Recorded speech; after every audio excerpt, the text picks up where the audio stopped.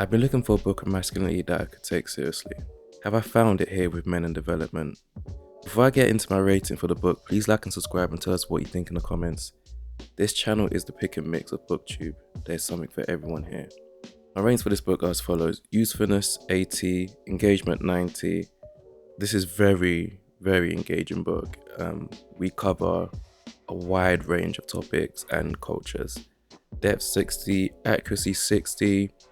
Low accuracy score here because, again, it's kind of incomplete in terms of its portrayal of men. Clarity 86, uniqueness 90, book cover 80, overall score 74.95. Released in 2011, Men in Development, Politicizing Masculinities is an anthology. Edited by Andrea Cornwall, Jerka Estrom, and Alan Gregg, with numerous contributors that have a chapter to themselves.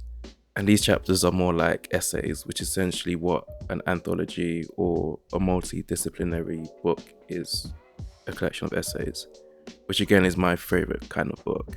We get contributions from sociologists to activists to anthropologists from around the globe. We get chapters about men and masculinity from Malawi to India, South Africa, Brazil, Uganda, China. This book covers a lot of territory and a lot of cultures. The editors explain like this: this book aims to contribute to shifting the gender agenda back to a concern with the fundamental structural inequalities that continue to make our world unfair and unequal. Written and edited by practitioners and researchers engaged in work on men and masculinities in different institutional and geopolitical contexts. This volume is both self-reflection and self-critique. This book starts off with an introduction from the trio of editors about the history of masculinity from a social scientist research perspective, starting in the 1980s. When it comes to gender, of course, the word feminism are not far behind, and this book had a constant current of feminist thought behind it. A lot of the chapters mention feminism, which is not a surprise, but few too many times the conversation about men was in relation to its pairing with the ideology, which felt quite weird at times, mainly because there's a lot of talk about programs that have been implemented to address multiple issues around the world. With these programs, as noted in chapter 1, there is an emphasis too on motivating men to get involved in supporting gender equality through highlighting the cost of masculinity for men, as well as a desire to avoid turning off men by appearing to blame them for the harms of patriarchy, an approach that has engaged quite some hostility from feminists who have seen it as soft pedaling on questions of men's exercise of power. Multiple contributors to this book fail to clearly distinguish and settle the ideological and cultural conflict, and I say fail lightly.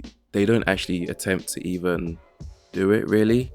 I mean, they state numerous times that men are victims of the system, but most of the talk about helping men is really just seen to aid feminism, not children or society in general, just feminism and its goals.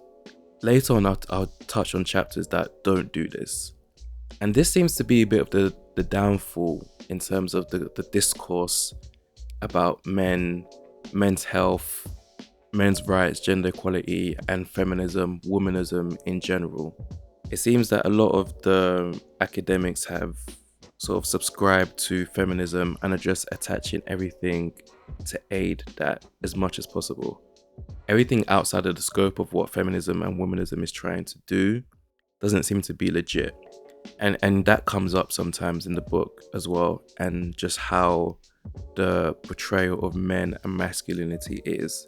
For example, and this book, if you're looking for a book that is trying to settle the whole, men can't be oppressed because of patriarchy, this isn't that kind of book. It's not that level of a book. It mentions it, but it doesn't really do anything about it. But I digress. For the first several chapters, I wasn't expecting there to be a crazy focus on sex and HIV and transgender people. It makes sense given the nature of some countries. I did take away a lot from those chapters, and I highlighted a bunch in those chapters too.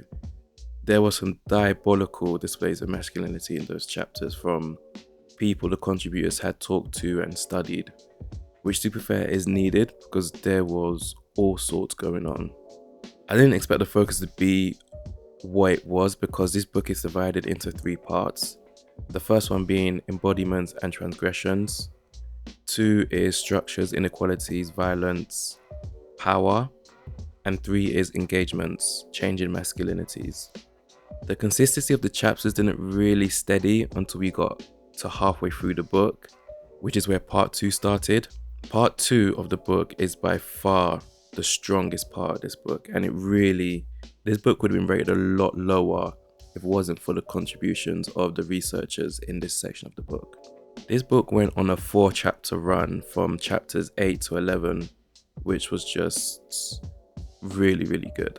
Chapter 8 was about men interested in gender equality, Reflections from East Africa by Margaret Silberschmidt. Probably said that wrong. Chapter 9 was also good, titled Men in and Gender Equality, A Conversation from South Africa by Robert Morrow and Penny Morrow. They have a back and forth conversation in this chapter. Chapter 10, Militarized, Religious and Neo-Colonial, The Triple Bind Confronting Men in Contemporary Uganda by Chris Dolan. But chapter 11 is what I want to focus on here and what I want to heap praise on. It's titled Local Lives, Global Dialogues, Shifting Discourses of Masculinity in India by Radhika Chopra.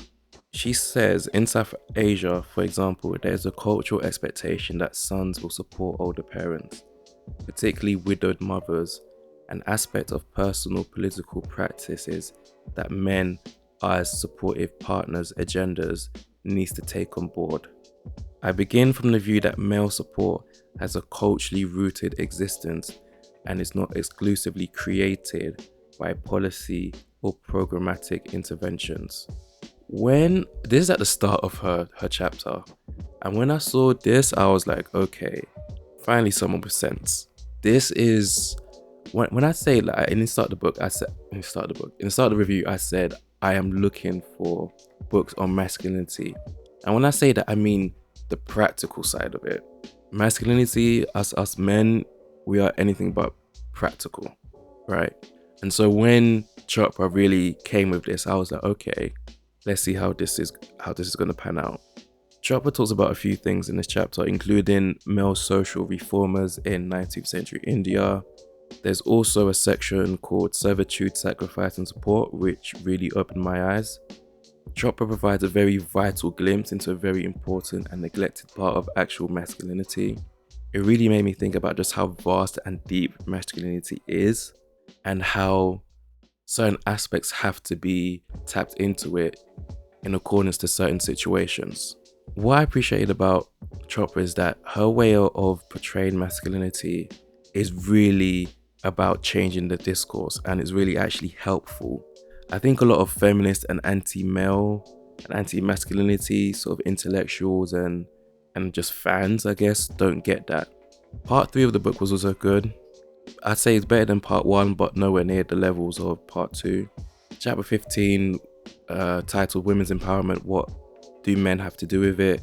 The authors noted that during the programs they run with students in Peru, they were able to get through to the men about gender equality by talking about democracy. This then allowed everyone to talk about wider discrimination in general within a democratic society, which again, these type of initiatives is smart, the way they kind of have to frame things for men, but at the same time it's about women's empowerment, and so it's more about men being tools for women's empowerment as opposed to, democracy. And I guess just finding the balance between the two is just strange in general and in this book. Well, in the book they didn't find it, but just in general how this actually plays out in real life is a peculiar thing. But for the most part, this book is good and I recommend it for sure. It will have you thinking, critiquing, supporting masculinity. It's got range. It might not have enough depth, but at least it has range, and I'll give it that. The editing in this book needs to be a tad tighter. I've noticed this in a few of the multidisciplinary books that I've read. Good books nonetheless. You can check out, my thoughts on other anthology books like Gendercide and Genocide and The Rise of Africa's Middle Class. You can check those videos out here. Both very good books in their own right and deal with serious issues. But again, especially in The Rise of Africa's Middle Class, there's some editing problems, which is strange given the number of editors. It doesn't make or break anything. At the end of the day, this book is worth the read and it's worth checking out. If you'd like to watch more book reviews, please click the playlist that is on the screen. There is something in there that you'll love. I guarantee it. Thank you for watching. Thank you for listening.